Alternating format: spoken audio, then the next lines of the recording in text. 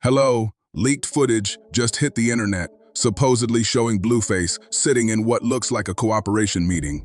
And instantly, the internet went crazy. Everyone thinks they finally figured out the real reason why he got released so early.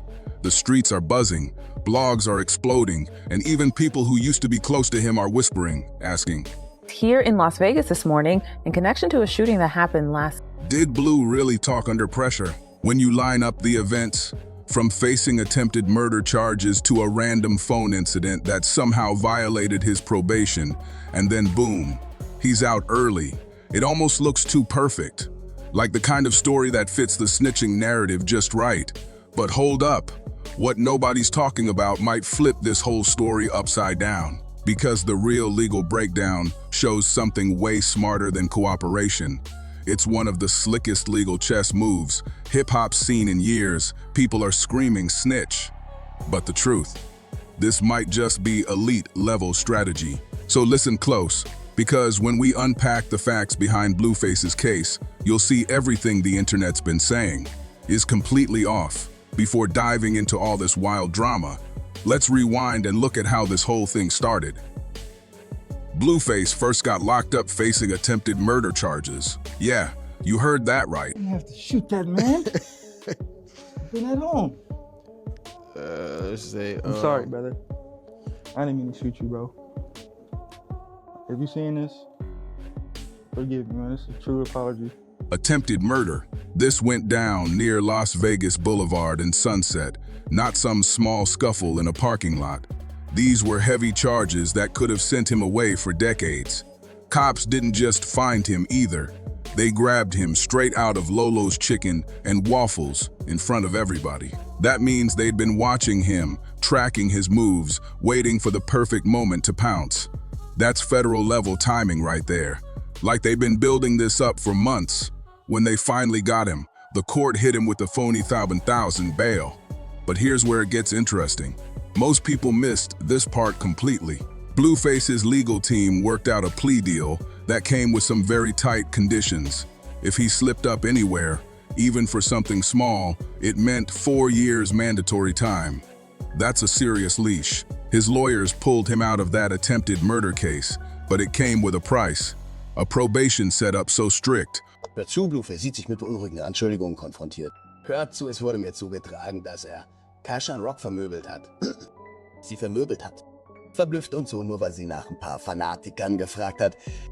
Ich weiß nicht, was zum Teufel Fanatiker sind. Schreibt es in die Kommentare, wenn ihr wisst, was zum Teufel ein Fanatiker ist, aber sie hat die blauen Flecken gezeigt. Versteht ihr, was ich... Sie hat die blauen Flecken gezeigt? Wie lange wollt ihr diesen Scheiß noch so weiterlaufen lassen? Ich kenne keine Leute, die sich freuen, Blueface. One wrong move, and it's straight back behind bars. This wasn't luck. This was careful legal maneuvering, the kind that makes headlines look like snitching, when really, it's just smart defense work behind the scenes. The kind of play that keeps you out, even when the streets think you're done for. Blueface was walking on the thinnest ice possible. One wrong step, and it was over. His plea deal was what lawyers call a sword of Damocles situation. You might escape the blade for now, but it's still hanging right above your head, ready to drop at any mistake. It's like freedom with a ticking clock attached. Most people in his shoes would have moved extra careful, watching every move like their whole life depended on staying clean. But this is where everything twisted. Emotions and pride can ruin even the smartest legal strategy. Wack Sudi had already told him loud and clear, stay out of Vegas. Aus dem Gefängnis entlassen zu sehen. Aber ihr habt vergessen, dass dieser ein Stück Scheiße ist. Versteht ihr, was ich meine? Face ist ein Stück Scheiße, das berühmt wurde, weil Crescent Rock vermöbelt hat. Ja, jo. Man sieht, wie ihr in irgendeiner Runde eine volle Ladung ins Gesicht haut. Das ist der. Hört zu, ich mag Blueface. Dieser Scheiß hat nichts mit mir zu tun. Versteht ihr, was ich... Aber ich rocke da nicht mit. Ich rocke nicht. Bin ehrlich zu dir, Bruder. Ich rocke nicht mit dir. Erfinde dich neu. Lass dir mehr Tattoos stechen. Du bist nicht auf den Punkt gekommen. That wasn't just some homie giving advice. That was a calculated warning from someone who understood the streets and the system. Vegas was where the original shooting happened, the same city tied to his attempted murder charge. Stepping foot back there was basically asking for trouble. But then came Chrissy and Rock, hitting Blueface with that. Is that your daddy? kind of energy when he said he couldn't go. Instead of staying calm and explaining the legal risk, he let his emotions take control. Pride, love, and ego got mixed up, and he made the worst decision possible, ignoring every piece of professional advice his team gave him. So what happened? They went to Vegas anyway, and from there, it all went downhill fast. A random fan walked up to Chrisean Rock, showing love to her but throwing shade at Blueface, saying they loved her but hated him. Rock was pregnant at the time, emotional, and definitely not in the mood for any disrespect. हाय, मैं ब्लूफेस हूँ। Yard के ऊपर yard gang और वो सब, आप सभी को बाहर आने के लिए शुभकामनाएं। हमारे साथ होपिंग करें। यार्ड को प्यार दिखाएं। यार्ड, हम यहाँ बाहर हैं। हम बाहर हैं। हम लैंकेस्टर स्टेट जेल में हैं।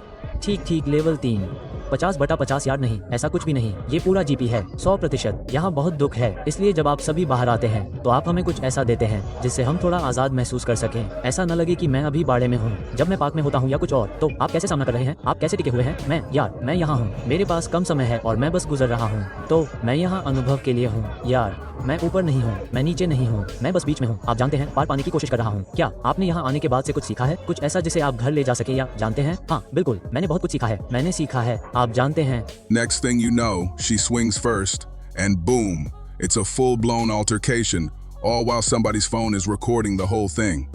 Blueface, seeing his pregnant girl getting into it on camera, jumped in thinking he was protecting her. He snatched the phone, probably thinking he was saving her image and stopping a messy viral video from hitting the internet. But that quick move turned into a major legal disaster. Because the phone was worth more than $800, police classified it as robbery. Even though he gave the phone back just 30 seconds later, it didn't matter. The law doesn't care about emotions or intentions, only actions. And that's the cold truth. Legally, all the elements of a robbery were met, even if he didn't mean to steal anything. That one move triggered the worst part of his deal. धैर्य, सदाचार, आप जानते हैं, ध्यान देना, आप जानते हैं, चीज़ों को उनके बीच में फेंकने से पहले उन्हें अपने आप होने देना। तो धैर्य ही कुंजी है। यहाँ बहुत धैर्य है। दोस्त, जब आप यहाँ उतरेंगे तो आप सबसे पहले क्या करेंगे?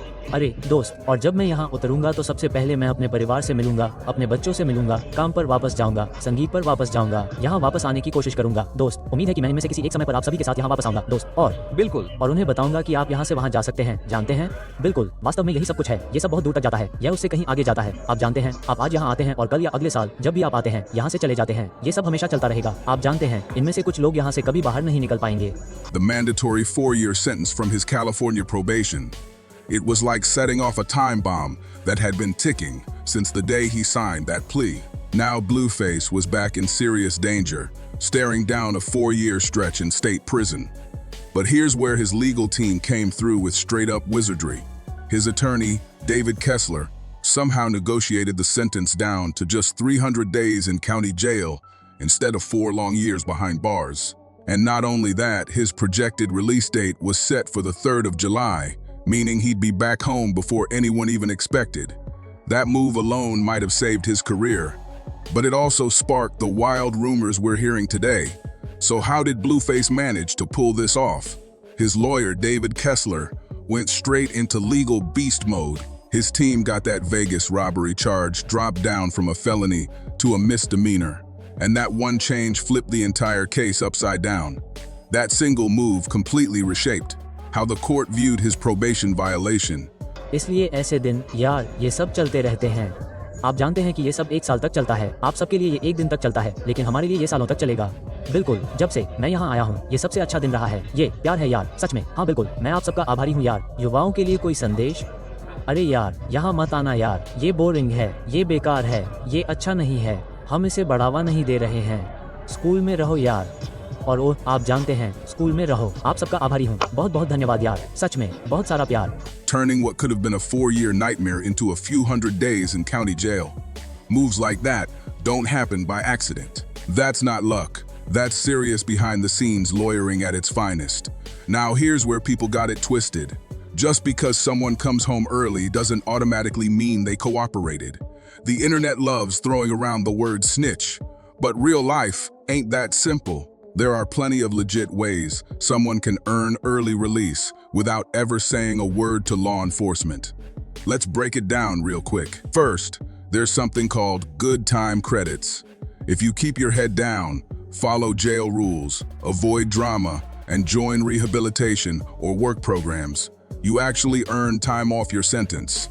That's the most common way people get out early, especially on county or state time. Second, there's compassionate release. Things like serious medical problems, family emergencies, or even pandemic-related releases. During COVID, thousands of inmates got released early under this category. Third, you got sentence reductions from legal appeals, technical errors, or prosecutors messing up during trial or sentencing. If your legal team can prove something was off in the paperwork or procedure, the court can legally chop your time down. Fourth, there are work programs like halfway houses, community service placements, and home confinement. These programs are meant to help people reintegrate into society while still technically serving time. And fifth, cooperation, which is what the internet keeps calling snitching. But here's the truth. That's just one path out of 5. Not the default explanation every time someone gets out early. In Blueface's case, all the timing and paperwork suggest it was legal strategy, not cooperation, that earned his early release. When somebody actually cooperates with the feds, there's a very specific process called substantial assistance. Prosecutors must file official documents, asking a judge to reduce the sentence in exchange for help. That process leaves a paper trail. No exceptions. Every single one of those filings becomes part of the public record. Now, if you go digging through Blueface's case files, you'll notice something major. There's no trace of that kind of paperwork anywhere. His release lines up perfectly with his plea deal modification, not with any kind of substantial assistance motion. That right there proves his team worked within the legal system, not outside it through snitching. And now, let's address that so-called leaked cooperation footage that's been blowing up online. Here's the cold truth. That clip doesn't match anything close to how real federal cooperation works. Real cooperation comes with signed agreements, lawyer supervision, and formal interviews that are documented every step of the way. There's no secret, hidden room footage because everything happens through court-approved channels. Blueface's lawyer, David Kessler, didn't need any of that. What he did was pure courtroom strategy, skillful negotiations, careful legal timing, and a smart play to downgrade the Vegas charge. That's what triggered the reduced sentence, not any kind of deal with the feds. And here's the smoking gun that kills the snitch narrative completely. When a federal inmate gives substantial assistance, the prosecutors must file a 5K 1.1 motion. That's the official document that proves cooperation happened. Those records are public. You can literally look them up. Blueface's entire case has 0 5K 1.1 filings, 0 substantial assistance motions, and 0 prosecutorial notes about cooperation-based sentence reductions. None. What we're really seeing here is a textbook example of smart defense work. His lawyer outplayed the system the right way. Blueface's 300-day county sentence wasn't the result of betrayal or secret talking. It came from pure legal finesse, not cooperation. So how did Blueface pull this off without turning into what the internet's accusing him of? His lawyer, David Kessler, and his legal squad went all in, flipping the Vegas charge from a felony down to a misdemeanor. That single shift completely changed how the court viewed his probation violation. What could have been a 4-year sentence got transformed into a 300-day county stretch. That's legal chess at its finest. Moves like that don't just happen. They take precision, timing, and some serious courtroom skill. And this is where everyone online's got it wrong. Just because someone comes home early doesn't automatically mean they cooperated. That's street gossip, not legal reality. There are plenty of real, lawful ways to get out early without ever giving up information or betraying anyone. Let's break it down, piece by piece. Number 1.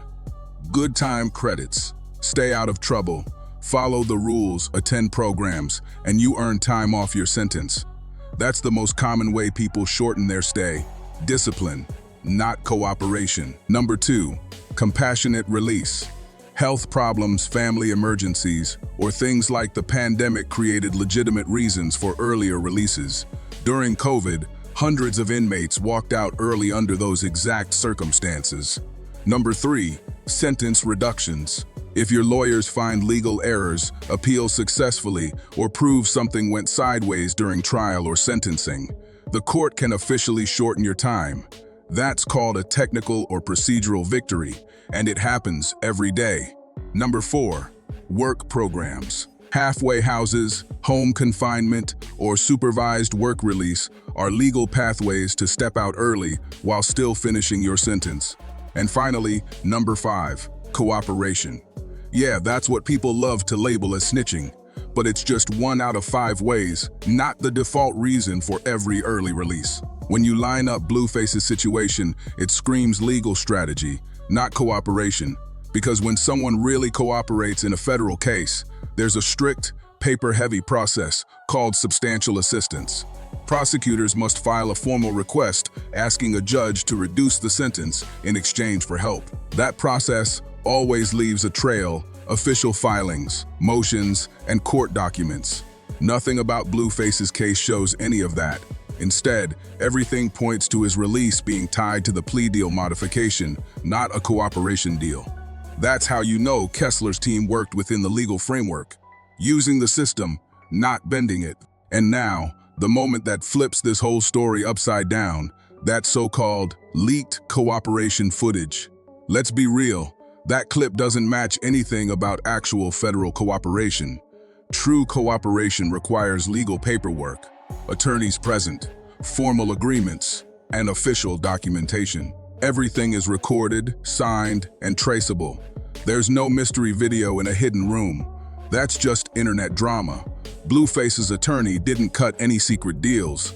He executed one of the cleanest legal plays we've seen in hip-hop law. Reducing that Vegas charge wasn't about giving info.